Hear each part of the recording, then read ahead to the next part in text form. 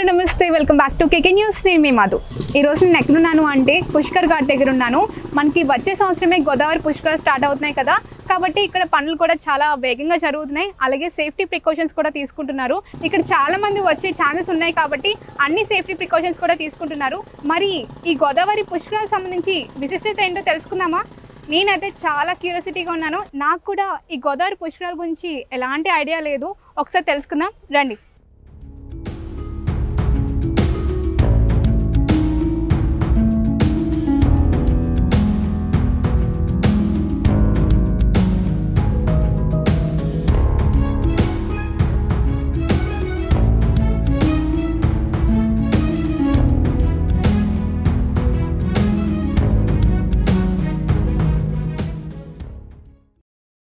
గోదావరి పుష్కరాల ఒక విశిష్టత తెలుసుకుందాం అనుకున్నాం కదా, అడిగి తెలుసుకుందాం. నమస్కారం పంతులు గారు. పంతులు గారు, మన సంస్కృతిలో, మన భారతంలో కానీ లేదంటే పురాణాల్లో కానీ చెప్తూ ఉంటారు గోదావరికి ఎంతో విశిష్టత ఉందని, పుష్కరాలకి ఇంకా ఎక్కువ విశిష్టత ఉందని చెప్తూ ఉంటారు. ఆ కథ ఒకసారి మాకు చెప్పగలరా? ఎందుకు ఇంత విశిష్టత పుష్కరాలు? నమశివాభ్యాం నవయవనాభ్యాం పరస్పర శ్రేష్ఠ వపుర్ధరాభ్యాం నగేంద్ర కన్యాం వృషకేతనాభ్యాం నమో నమ శంకర పార్వతీభ్యాం. ఇది మాతాపితరు పరమేశ్వరుడు, పార్వతీదేవి సృష్టికి మూలకారకులు. అఖండ విశ్వంలో భారతదేశం యొక్క విశిష్టత ఏ దేశంలోనూ కూడా లేని విశిష్టత మన భారతదేశంలో ఇమిడీకృతం అయ్యింది. కారణం ఏమనగా ప్రతి చోట నీళ్లు అనేక రూపాల్లో తాగడానికి, వినియోగించుకోవడానికి చాలా దేశాల్లో చాలా రకాలుగా అన్ని దేశాల్లోనూ నీళ్లు ఉంటాయి. కానీ భారతదేశంలో విశిష్టత ఏమంటే పూజింపబడే జీవనదులు, స్వచ్ఛందంగా వాటంతటిగా అవి పుట్టిన జీవనదులు 12 జీవనదులు ఉన్నాయి. ఈ 12 జీవనదులు భారత భూమండలం మీద తప్ప ఇతర దేశాల్లో ఎక్కడా లేవు. ఏదో పాకిస్తాన్ నుంచి వస్తుంది సింధు నది, ఇలా కొన్ని ఏదైనప్పటికీ కూడా ఇమిడీకృతం అయి ఉన్న జీవనదులు 12 కూడా భారతదేశంలో ఉన్నాయి. ఈ జీవనదులకు 12ంటికి కూడా పుష్కరాలు అనేవి వస్తాయి. ఈ మన ఆంధ్రదేశంలో పుష్కరములు అని పిలుచుకుంటాం. అదే ఉత్తర భారతదేశంలో కుంభమేళా అని ఆ రూపంలో చేసుకుంటారు. ఈ పుష్కరములు అనగా అక్కడ కుంభమేళ, ఇలా వైశిష్టత ఏమనగా రాసులు 12 రాసులు. ఈ 12 రాసుల్లోనూ గురుడు బృహస్పతి, నవగ్రహాల్లో అత్యంత శుభగ్రహమైన గురుడు ఒక్కొక్క రాశిలో ఒక్కొక్క సంవత్సరం పాటు నివాసం ఉంటూ ఉంటారు. ఆ గురుడు మేషరాశిలాగా అయితే మీనరాశిలో ఈ 12 సంవత్సరములు సంచారం చేస్తూ ఉంటారు. మనకి సింహరాశిలోకి వచ్చేసరికి గోదావరి నది పుష్కరం, కన్యారాశిలోకి ప్రవేశించేసరికి కృష్ణానది పుష్కరం, వర్తమానం ప్రజెంట్ ఇప్పుడు యమునా నది పుష్కరాలు జరుగుతున్నాయి. ఇలా మొన్న 2వ తారీఖు రాత్రి 11 గంటల కొన్ని నిమిషములకు గురుడు కర్కాటక రాశిలో ప్రవేశించారు. యమునా నది పుష్కరాలు 12 రోజులు. ఈ 12 రోజులు పుష్కరాలు అయిపోయిన తర్వాత సంవత్సరం కాలం పాటు బృహస్పతి, ఈ గురుడు అదే కర్కాటక రాశిలో ఉంటారు. ఈ సంవత్సరం పూర్తి అవగానే వెంటనే సింహరాశిలో ప్రవేశిస్తారు. ఆ ప్రవేశించి సమయం 2027 జూన్ 26. ఆ రోజు ప్రవేశించిన తర్వాత మన గోదావరి నదికి పుష్కరాలు ప్రారంభమవుతాయి. అలా మళ్ళీ ఒక సంవత్సరం పాటు సింహరాశిలో ఉండి కన్యారాశిలోకి వెళతారు. కన్యారాశిలోకి వెళ్ళగానే ఒక సంవత్సరం కాలం ఉంటారు. అప్పుడు కృష్ణానది పుష్కరాలు జరుగుతాయి. ఈ గురుడు ఈ రాశి మార్పు ప్రతి రాశిలోకి మారిన మొదటి 12 రోజులు పుష్కరములు. చాలా విశేషమైన రోజులు పుష్కరములు. అయితే ఏ జీవనదికి మిగతా 11 నదులకి లేని విశిష్టత గోదావరి నదికి మొదటి 12 రోజులు పుష్కరములు, చివరి 12 రోజులు అంచె పుష్కరములు. చివరి 12 రోజులు కూడా పుష్కరాలు చేసుకుంటాం. అది ఒక్క జీవనది గోదావరికి, మన గోదావరికి మాత్రమే ఇతర నదులకి లేవు. అయితే పుష్కర ప్రాశస్త్యం విశేషం ఏంటంటే ప్రధానంగా ప్రతి భక్తుడు కూడా ఆ నదీ జల స్నానానంతరము పైతృక కర్మలు పితృదేవతల్ని తృప్తిపరిచే చాలా విశేషమైన ఆ 12 రోజులు కూడా. ఆ 12 రోజుల్లోనూ పిండ ప్రధానాదులు ఇత్యాది కార్యక్రమాలని పెద్దల కోసం చేసుకునే రోజు. అయితే భగవత్ ప్రీతికరమైన రోజులు అంటే ఏదైనా పుణ్యక్షేత్రానికి వెళితే, లేకపోతే గోదావరి నదీ తీరానికి ఇతర ప్రాంతాల నుంచి వచ్చిన వాళ్ళు నదీ స్నానం చేసి పెద్దలకి కార్యక్రమాలు చేసుకుని ఆ చుట్టూ ఉన్న దేవాలయాలు దర్శనం చేసుకుంటే అది పుణ్యంగా భావించి దేవతార్చనలు చేసుకుంటారు, దాన ధర్మాలు చేసుకుంటారు, పెద్దల పేర్లు చెప్పి పిండ ప్రదానాలు చేసుకుంటారు. కానీ ప్రధానమైన ఈ పుష్కరాల 12 రోజులు కూడా పెద్దల కోసం చేయబడ్డది. అంటే మరణించిన వారికి వారి యొక్క ఆత్మ శాంతించడం కోసము, మరలా ఉత్తర జన్మల కలగడం కోసము చేసే ప్రక్రియ. దైవం ప్రత్యక్షంగా చూసిన వాళ్ళు లేరు.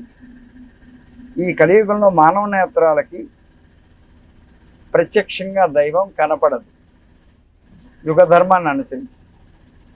అటువంటి దైవాన్ని ఒక విగ్రహం రూపంలోనూ ఓ చిత్ర రూపంలో, ఫోటోల రూపంలోనూ చూసి ఎంతో భక్తితో ఆరాధించుకుంటాం.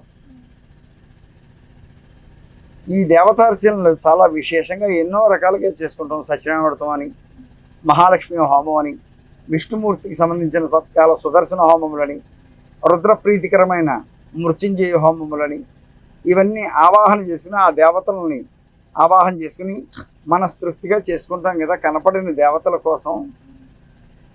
కానీ పెద్దలకి చేసేది దేవతల కన్నా చాలా ముఖ్యులు పెద్దలు. ఎందుకు అనగా మనం ప్రత్యక్షంగా చూసిన వాళ్ళం పెద్దలం, దైవాన్ని చూసిన వాళ్ళం కాదు. మనం పుట్టడానికి గల కారణం పెద్దవారు. వారు మనల్ని పుట్టించి, పెంచి, పోషించి, మనల్ని ఉన్నత స్థితికి చేర్చి మన చేతుల మీదుగా వెళ్ళిపోయిన వాళ్ళు దేవతల కన్నా ఎక్కువ. అటువంటిది ఒక్క గోదావరి నది పుష్కరాలకే కాదు, మన ఆంధ్రదేశంలో నివాసం ఉండే ప్రతి వారు కూడా ప్రతి జీవనదికి వెళ్ళి ఆ పుష్కరాలు ప్రారంభమైనప్పుడు పైతృక కర్మలు చేసుకుని ఆనవాయితీగా వస్తున్నాం. అందులో పుష్కర ప్రాశస్త్యం చాలా విశేషమైనది. అందులో గోదావరి నదికి ఈ అత్యంత ప్రీతిపాత్రమైన భక్తులు ప్రాశస్త్యం, ఎక్కువ మంది భక్తులు రావడం, ఇంక ఎక్కడికి వెళ్ళలేరు మిగతా నదుల దగ్గరికి. మన ఆంధ్రదేశంలో 2 జీవనదులు, ఒకటి గోదావరి, 2 కృష్ణ, 2 పక్కపక్కనే ఉండటం, 2 పక్కపక్కనే పుష్కరాలు రావటం. ఈ పుష్కరాలు ఈ రాజమహేంద్రవరం, ఇది రాణ్మహేంద్రవరం. రాజమహేంద్రవరం కన్నా ముందు రాణ్మహేంద్రవరం. ఈ రాణ్మహేంద్రవరం రాజరాజ నరేంద్రుల వారు పరిపాలించినట్టు, తర్వాత రెడ్డి రాజులు ఇత్యాది రాచరికం పరిపాలించబడి అప్పట్లో ఎన్నో విశేషమైన పుణ్యక్షేత్రాలు ప్రతిష్ఠింపబడి, లేదా స్వయంగా దేవాలయాల్లో ఆ మూర్తి దేవతలు స్వయంగా వెలవటం, ఇక్కడికి వచ్చి భక్తులు సందర్శనలు చేయడం చాలా చాలా జరుగుతూ ఉంటాయి.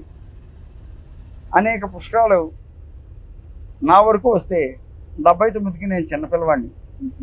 91 పుష్కరాలు తెలుసు, 2003 తెలుసు, 2015 తెలుసు, 2027కి దాదాపుగా 10 కోట్ల మంది భక్తులను అంచనా వేస్తున్నారు ప్రభుత్వం వారు.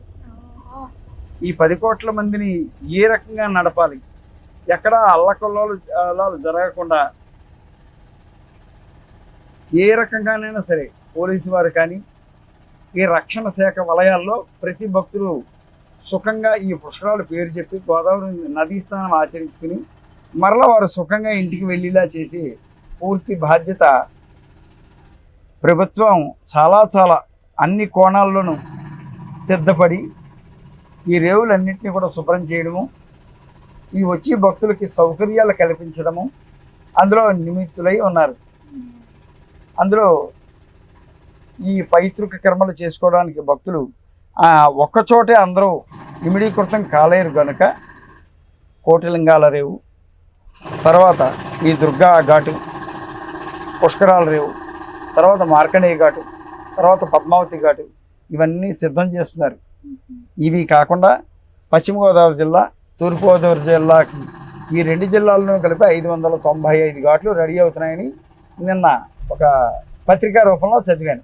అది ఎక్కడి నుంచి ఎక్కడికంటే భద్రాచలం నుంచి నరసాపురం వరకు కూడా అనేక రకాలైన ఘాట్లు తయారైపోతున్నాయని. అందరూ అంటుంటారు కదా, పుష్కరాలు ఈ ఘాట్లో చేయాలని ఏమైనా రూల్ ఏమైనా? అలా లేదమ్మా. గోదావరి నది ఎక్కడో మహారాష్ట్రలో నాసికా త్రయంబకంలో అక్కడ ఉద్భవించింది. 2000 పైగా కిలోమీటర్లతో అంతర్వేది పుణ్యక్షేత్రంలో సముద్రంలో సంగమిస్తోంది. ఈ మధ్యన అంతా గోదావరే. పైన స్నానం చేసేవాడు నీళ్లు మనం చేయాలి, కిందవాడు పైన మొహం కడుక్కుని ముమ్మినవాడు ఆ నీళ్లు మనం వాడాలి.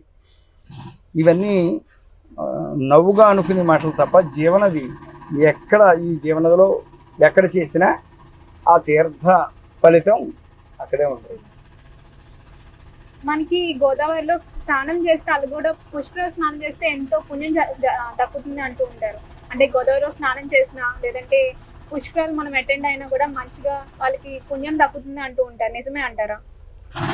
చాలా విశిష్టత. 12 సంవత్సరముల పాటు ఈ పుష్కరం కోసం ఎదురు చూస్తాం. మన ప్రాంతీయులం, గోదావరి ప్రాంతీయులం కనుక పుష్కరాల సంవత్సరం వస్తున్నాయని ఒక 2 ఏళ్లలో పుష్కరాలు వచ్చేస్తున్నాయి, ఓ 3 సంవత్సరాల్లో పుష్కరాలు వస్తున్నాయి, వచ్చే సంవత్సరమే పుష్కరాలు అనే పుష్కరాల కోసం ఎదురు చూసేవాళ్ళు కోటాను కోట్ల మంది ఉన్నారు. మహాశివరాత్రి అంటే ప్రతి సంవత్సరం వచ్చేది, కార్తీక మాసం అంటే ప్రతి సంవత్సరం వచ్చేది. ఇలా పుణ్యతిథులు, పుణ్య పర్వదినాలు ఇవన్నీ కూడా ప్రతి సంవత్సరం చూసేవాళ్ళమే. కానీ 12 సంవత్సరాలకు ఒకసారి వచ్చేదానికోసం చాలా ఆత్రంగా చూస్తారు. ఎందుకంటే మన శరీరం శుద్ధి అవుతుంది, మన పెద్దలకి మనం చేసుకుంటాం అనే భావంతో చాలామంది ఎదురు చూస్తున్నారు. అందులో పుణ్య స్నానము చాలా విశేషం. అటువంటి 12 రోజుల్లోనూ ఏ రోజు చేసినా, ఏ గ్రామంలో గోదావరి నదీ తీరంలో చేసినా ఆ ఫలితం. ఇంకా ఈ పుష్కరాల గురించి తెలుసుకోవాల్సిన ఏమైనా ఉన్నాయంటారా? పుష్కరాల కోసం మీ ద్వారా నలుగురికి నేను తెలపాలనుకున్నది, ఈ గోదావరి నదీ తీరంలో పుణ్యక్షేత్రాలు ఎన్నో ఉన్నాయి. రాజమహేంద్రవరంలోనే కాకుండా రాజమహేంద్రవరం చుట్టుపక్కల ప్రాంతాల్లో అనేకమైన విశేషమైన పుణ్యక్షేత్రాలు ఉన్నాయి. అలా చూస్తే భద్రాచలం, ఈ భద్రాచలంకి దిగువన రామగిరి క్షేత్రము, మహానందేశ్వర క్షేత్రము, పోచమ్మ గండి, అలాగే పట్టిసీమ వీరభద్ర క్షేత్రము, ఇవి దాటి రాజమండ్రిలో కోటిలింగ మహాక్షేత్రము, అలాగే పుష్కరాల రేవులో వేంచేసి ఉన్న గోడాడి గోసాయి మఠము మరియు ఉపాలయములు, అలాగే తర్వాత మార్కండేయ స్వామివారి దేవాలయం, అమ్మవారు స్వయంగా వెలిసారు పార్వతీ అమ్మవారు, పెద్ద స్వామి చంద్రశేఖరేంద్ర సరస్వతి స్వామివారు ఆ సమయంలో కోటి కుంకుమార్చనలు ఇవన్నీ కూడా అందుకుంది ఆవిడ. అలాగే చుట్టుపక్కల ఉన్న ప్రాంతాల్లో అప్పనపల్లి, అంతర్వేది, కపోతేశ్వరుడు అనే దేవాలయం, పరివేళ కొప్పేశ్వరుడు అనే దేవాలయం, ఈ పుష్కరాలు పేరు చెప్పి ఈ పుణ్యక్షేత్రాలు ఇవి తిరుగుతూ పంచారామములు అమరావతి, భీమవరం, పాలకొల్లు, ద్రాక్షారామ, సామర్లకోట, ఈ పంచారామములు ఇవి దేవతలచే ప్రతిష్ఠింపబడినవి. చాలా విశేషమైన శైవక్షేత్రములు. అలాగే భీమవరం మావుళ్ళమ్మ, ఇలా పెద్ద పెద్ద దేవాలయాలు ఉన్నాయి. వాటన్నిటినీ కూడా ఇంత దూరం వచ్చాం కదా, అవి కూడా చూసి వెళదాం, ఆ దేవాలయాన్ని కూడా సందర్శించి దైవాన్ని దర్శనం చేసుకుని వెళ్దామని కోకొల్లలుగా వచ్చి ఈ 12 రోజులు కూడా చాలా రద్దీగా ఉంటుంది. కాబట్టి మీ ద్వారా నేను చెప్పేది ఏంటంటే, ముందు సావధానంగా ఉండండి భక్తులందరూ కూడా. వచ్చిన ఏ పని మీదైనా సరే ఎవరు ఇబ్బంది చేసుకోకుండా నిదానంగా ఎవరి పనులు వాళ్ళు సుఖంగా చేసుకుని నదీ స్నానాలు ఆచరించి పుణ్యాన్ని మూటకట్టుకుని పెద్దలకి చేయవలసిన సత్కార్యాలు మనశుద్ధిగా చేసుకుని పిల్లా పాపాలతో మీరు ఇంటికి కులాసాగా వెళ్ళి సుఖంగా ఉండండి అనే చెబుతాం మేము. థ్యాంక్ యూ పంతులు గారు. శుభం. చూసారు కదా, ఇది గోదావరి పుష్కరాల ఒక విశిష్టత. అండ్ నెక్స్ట్ వీడియోతో మీ ముందు మళ్ళీ వచ్చేస్తాను. అంటిల్ నేను సైనింగ్ ఆఫ్, నేను మీ మధు.